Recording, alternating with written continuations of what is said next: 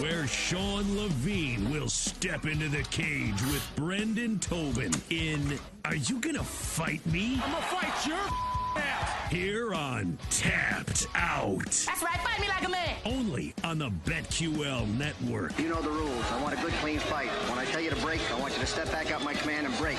Now go back to the corner and come out fighting at the bell. All right, man. Lace those gloves up tight and meet me in the middle of the cage because it's time to fight.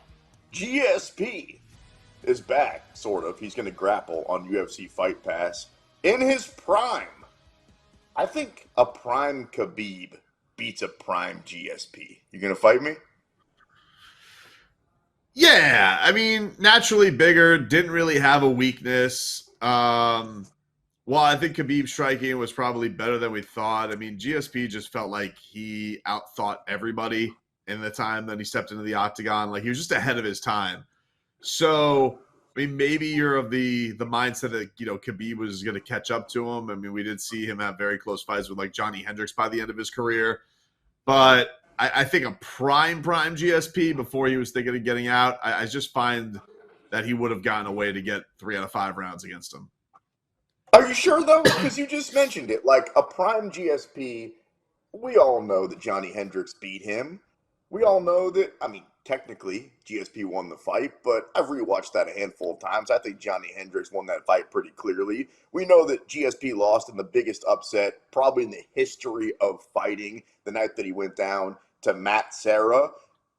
Khabib never had those type of things. I mean, you could say that Khabib fought his entire career and basically lost a round one time. So I just think if you're talking about at their peak, I'm not saying Khabib dominates him or anything like that. I just think he wins the fight.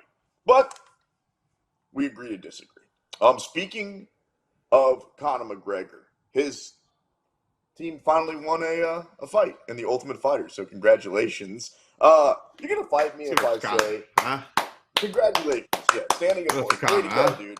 Way to finally. I mean, how embarrassing has this entire thing been? We talk a lot about Conor. He's the biggest star in the history of the sport. That being said, you're going to fight me if I say I'm ready for him to go away. I can't believe I'm saying this, but I'm ready for him to go away and just wash our hands of this whole Conor McGregor thing. I don't like it anymore. I don't disagree with some of the stuff you said. Like, you know, everything seems like that he's doing has been cheesy or cringeworthy. Super cool. Certainly has been in plenty of things for the wrong headlines and all that type of stuff. The legal issues, all that stuff hasn't been great. That being said, you know, when Conor McGregor fight week comes around, if it ever comes around against Michael Chandler, no, I think we'll be hyped for it. I'm excited for it. I do. And honestly, Sean, more than anything, it's not really so much about the talk. I think, you know, I'm curious to see, can this guy do it? What does he look like anymore? Does this guy have anything left in the tank, or is he just a complete shell of himself? Can he come back from injury? What weight class can he fight at? So I am genuinely curious to see what that looks like. So that intrigue for me has me fighting you on this topic. As a fan, though, BT, and you've been with your wife forever, right? You guys have known each other forever, so it's a little bit different. But it feels like a relationship. I'm talking about my fandom with Conor McGregor that started off as this great, healthy relationship. I was putting his posters up, and I loved everything that he did, and I wanted to get the fake tattoo that he had across my chest, and I'd bet on him. And then it's been a while now since he's been cool or fun or good or active. I just don't really see any point in pretending like he's still that same guy. The relationship's over, man. He's not that same guy, but I do think that if there's one thing that we like in sports, you know, more than the rise, it is the comeback. It is the era nostalgia. It is seeing that moment. I mean, like last night, Messi made his debut for Inter Miami, you know, and even in the twilight of his career, the guy can summon greatness. I don't know if Conor McGregor can do that anymore. And it certainly Messi has a beloved factor more so than Conor does, I think, right now. But I think that we're always curious. We want to know, can he summon it again? I don't know if he's ever going to be that guy, but I just know that whatever happens that fight night, whatever it tunes in for, yeah, I'm going to be intrigued to see what that guy looks like stepping into the cage one more time. Yeah, that Messi set piece in the 94th minute last night was unbelievable. In fact, friend of the show and You can often hear him here on the BetQL network. Jim Rodriguez, J-Rod, tweeted out that Messi goal was a top 5 all-time Miami sports moment. I don't know. You're in Miami. You going to fight J-Rod on that one? It's a terrible take by him. Is it? Yeah. What is he talking? No, it's not. What is he talking? I mean, they weren't even taken on an MLS team. Like Cruz Azul, you're saying that's better than the shot Edgar Renteria's game winner. You're saying that's better than Dwayne Wade game 4. You're saying that's better than Alex Gonzalez walk-off home run in the World Series. You're saying that's better than, Dan Marino fake spike play. Shut up. What are we talking about, Jim? That's a ridiculous take by you, dude. And I think that countdown tells us that it's probably the 6th greatest moment in Miami sports history. Jimmy Butler in the finals. Jimmy Butler game 6 in Boston. Jimmy Butler 56 game. Jimmy Butler has 5 moments better than that was last night. I don't know why you're so anti-soccer. Can't you just be happy? It's a terrible take. What is that? You mean Cassius Clay winning the heavyweight championship in Miami is a better Miami moment than Messi. And by the way, I mean, listen, I'm not a big soccer expert. He flopped Football, to get that, right? Yeah. Like he flopped to get that set piece, right? Like, I mean, that's the game. That's the game. I think, by the way, not that you asked me, but my favorite Miami sports moment was when the Chiefs beat the San Francisco 49ers down there in Miami a few years ago. Speaking of a little football, the Madden ratings are out. I think there would be 2 UFC fighters if we did 99 rating like they do in Madden that would get the 99. John Jones, Alexander Volkanovski. You going to fight me? Should anybody else get a 99? Ooh. Stylebender's got to get a 99, no? Like, no way! See, it's why? That. I was arguing this with my friend earlier. What are we talking about now? He's lost multiple times at multiple weight classes. You can't put him at a 99. He's like a 96. If you want to say Islam is a 99, I'd listen to it. Really? You think that Islam's more worthy of a 99 than Israel Adesanya for all the title defenses that guy's had? Wiped his division out twice. You think Islam with his 1 title defense against a featherweight is more worthy of a 99? I would just say a 99 is as close to perfect, 100 as you could possibly be. And we've seen, in the case of John Jones, as close to a perfect fighter, record-wise, eyeball-wise, as you could possibly have. I think we'd say the same thing at this point about Alexander Volkanovski, where even when he loses, like his last fight against Islam, you could argue that he won. And I love Israel Adesanya. He's come on the show before. I've got his poster right behind me right now. But he ain't in that same class anymore, dude. He's like a 96 at best. Which isn't bad. That's dude. What are we talking about? This guy is still he just had this sick knockout. Like you really feel like he's on the decline because he in a flash got clipped 1 time. I mean, John Jones arguably took a worse beating against Thiago Santos in his fight. Yeah, he got his hand raised. Good for him. But I saw John Jones show more vulnerability than Izzy Adesanya did, taking 1 big knockout punch. This would be fun, though, to go up and down fighters. Now I'm curious what you would rank these guys. All right, now that Usman's got a couple of losses, what do you give him?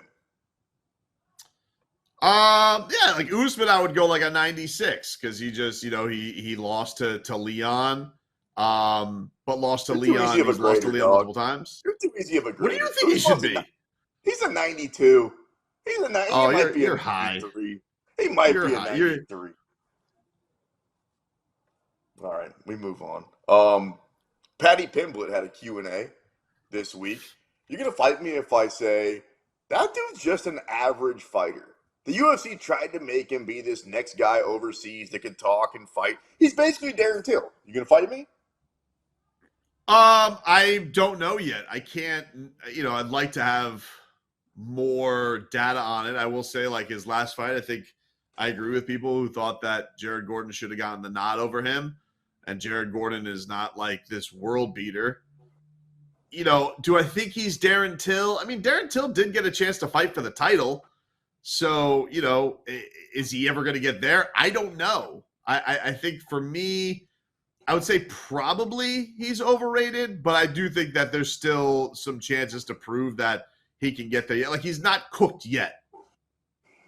When Till fought Woodley for the title that you're referring to, if you're being honest with yourself, isn't that the last time both guys were good or relevant? Pretty much. And honestly, I think Colby probably should have been able to just fight for the title. I don't even know if Darren Till should have gotten that title fight.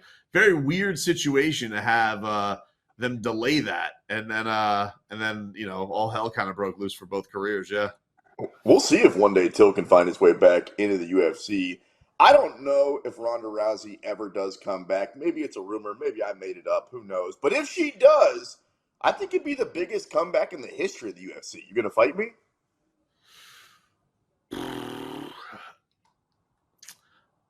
I don't know. Holly Holm. You know, Holly Holm. I'll give you an opponent. That's her comeback opponent. that's a good fight. The thing that I wonder about, Sean, is like, I felt like her exit, I don't feel like she got the respect on the way out. You know what I mean? So I don't know if there is this, like, even with their Ronda Rousey rumors, which you, I think, single-handedly made up. I might have. I don't feel like it's been that great of, oh, well, I couldn't wait to see Ronda come back, because I felt like she left with a little bit of bitterness towards the sport. You know, I feel like the exit was just so, you know, it was just, they were just such blowout fights, right? The way she lost to Holly and the way she lost to Amanda.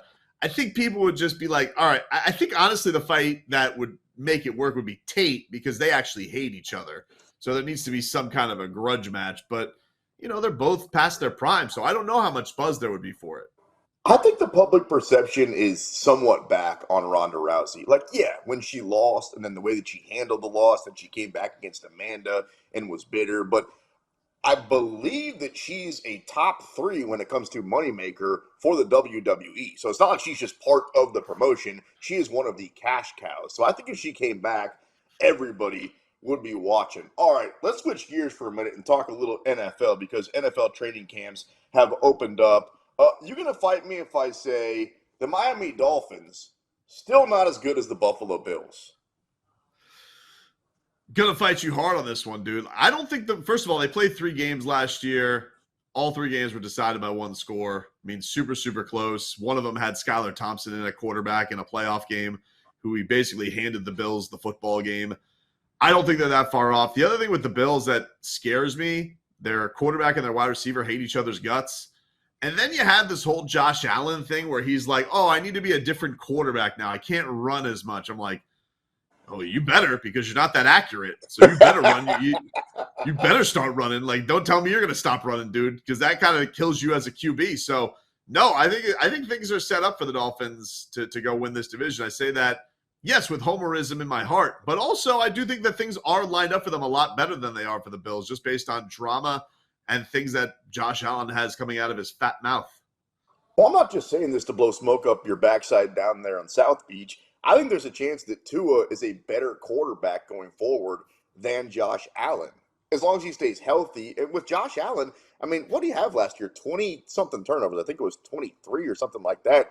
You're not going to win a Super Bowl if your quarterback's turning the ball over like that. So I think I'm with you. I think that Miami actually has a shot, and they're starting to gain some public traction. Let's stay out there in the AFC East, where obviously the biggest move in the offseason, Aaron Rodgers is now a New York Jet. Are you going to fight me if I say I think it's more likely that they completely miss the playoffs than make a deep playoff run? I am not a believer in the Jets.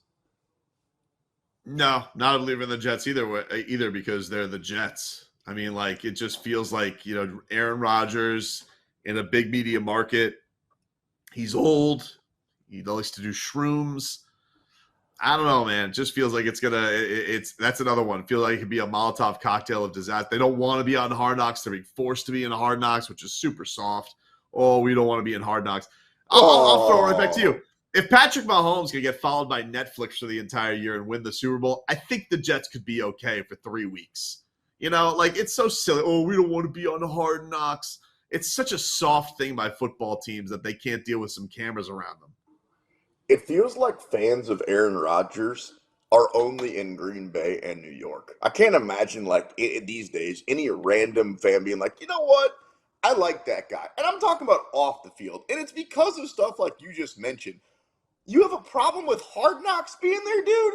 Of all the issues that are going on right now, extra cameras in New York are going to bother you. So yeah, you wanted to host Jeopardy, and you can't have a reality show around you for a month. Boo hoo. You, sir, are no Alex Trebek. That is Brendan Tobin. I'm the sports machine, Sean Levine. Coming up next, we talk a little bit more fighting because this week, man, we had tons of fights announced. And there's one that I'm looking at that I guarantee a certain guy wins the fight. I'll tell you who that is on the other side. Keep it locked in right here. Tapped Out on the BetQL Network.